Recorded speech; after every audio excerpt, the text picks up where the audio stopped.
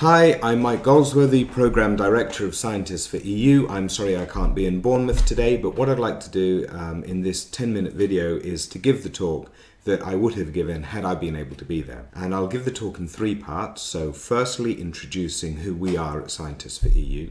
Secondly, I'll talk about the benefits that UK science derives from full EU membership at the moment. And then in the third part, I'd like to talk about a Brexit and what that would mean for UK science. To give you the take-home message up front, there are three key areas that I'd like you to consider. And these areas are benefits that we get from the EU at the moment that would be under threat if we were to choose to Brexit. And they are firstly the EU science programme and our involvement in it. Secondly, the protection and the promotion of free movement of people, free movement of talent, which means not only talented EU people coming into the UK workforce, but also our UK workforce being able to go and work elsewhere in Europe. And then thirdly, the level of research and innovation policy on the international level and our ability to work with our neighbours in Europe to set common research and innovation policy to tackle the challenges that we all face. So those three areas: programme, people and policy. Scientists for EU started on May the 8th, 2015, the day after the general election, when it was clear that the Conservatives had won a majority and there would be a UK referendum on EU membership. Within the executive committee of Scientists for Labour on that day, on May the 8th, we were having discussions about what to do next, and I said that I think it's important to launch a cross-party campaign about the importance of EU membership for UK science. So there was general support, but it was pretty much Rob Davidson and myself that actually then went and did it on that day.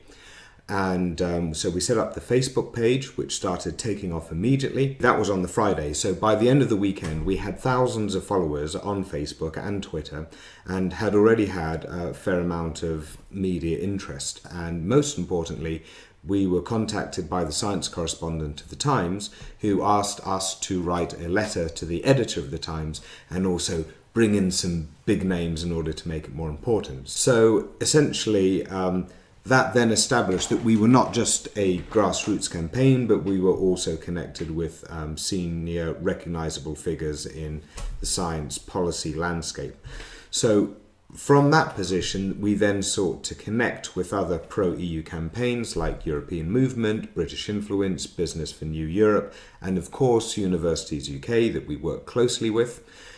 So at this stage, we have now produced a fair amount of content. We have our followers on social media growing. We're starting to produce videos as well. We've put together an advisory board, which is very exciting and which we'll be releasing soon when our new website comes out. So we're looking also to raise funds at the moment and also to bring in help from others in order to do the kind of campaign that we want to do. So if you're interested in helping out, please do get in touch. Okay, so let's talk about UK science and EU membership and what we get from it. First of all, we should probably remind people that UK science is very important to the UK economy as a whole. We know that the financial markets are something of a roller coaster ride, whereas investment in research and innovation brings a lot of return on that investment and it helps grow small companies and bring in good jobs and so forth and so on. Now, our own government doesn't seem to understand this particularly well because they have starved us down in terms of funding to the bottom of the G8. However, on the EU level, we are increasing funding and ramping up funding, and the programme looks particularly good and has a bright future. So, you're probably very aware that on the EU science programme, the current one being Horizon 2020, the UK consistently does particularly well at winning funds from it. So despite our population size of 11 to 12% of all of the EU, nevertheless we do win back about 16% of the funds, and in some areas like ERC grants over 20%. However, this is not the line of argumentation, the most important line of argumentation, because you must consider that overall the UK is a net contributor to the EU, as are all the major countries. But the point is, it's not about money flow and pushing money around, because it's not a zero-sum game. The point is that the EU mechanism adds something to British science that otherwise we can't do if we were to just have those funds nationally.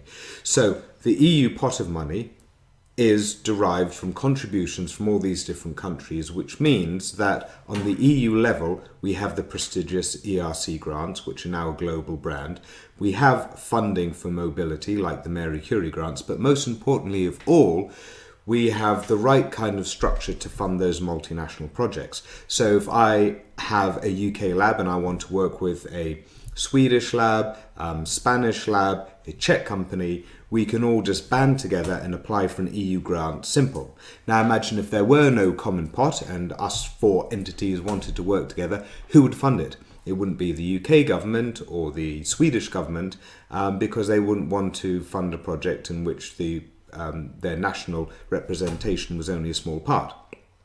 So if you did want to get it funded, you'd probably have to pursue match funds, everyone scampering off to their own respective governments with those bureaucratic loads, and quadruple the jeopardy of actually the money coming through. Basically, it doesn't work. So this common pot mechanism is absolutely vital.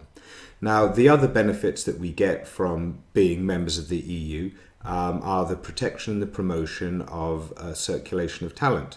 So the free movement of people gives researchers that security that they can move around Europe and work in different labs without any of the kind of threats that a lot of non-EU researchers in the UK at the moment are feeling from our government.